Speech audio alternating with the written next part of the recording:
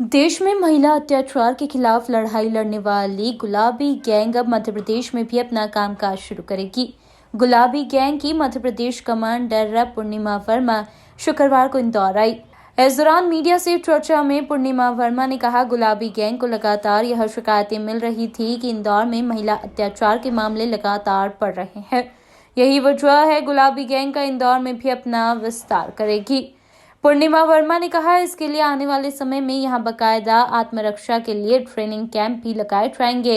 इसमें महिलाओं को किसी भी अप्रिय स्थिति का सामना करने के लिए सक्षम बनाया जाएगा। पूर्णिमा वर्मा ने यह भी कहा, अब सभी माताओं की जवाबदारी है वह अपनी बेटियों को मिर्ची पाउडर रखने की सलाह दे। गुलाबी गैंग का जो मकसद है वो महिला सशक्तिकरण को लाना है और अब तो गुलाबी गैंग किसानों की समस्याओं पर भी उनके साथ कंधे से कंधा मिलाकर के लड़ता है और समाज की मूलभूत सुविधाएं और लोगों के हक और न्याय के लिए अपनी आवाज़ को बुलंद करने के लिए गुलाबी गैंग अपनी विशेष पहचान पूरे देश में रखता है। और इसी के तहत ये रणनीति भी हम इंदौर में बनाएंगे।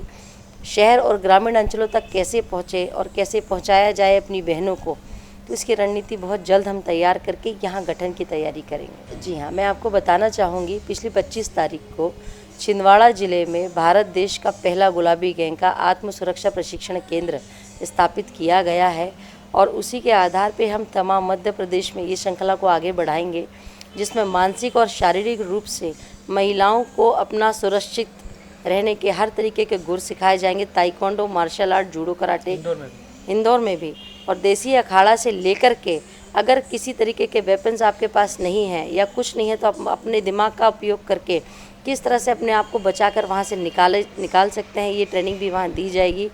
चिली स्प्रे बनाना सिखाया जाएगा। मिर्च का पाउडर आप रखना, आप नियमित जैसे आप कपड़े धारण करते हैं।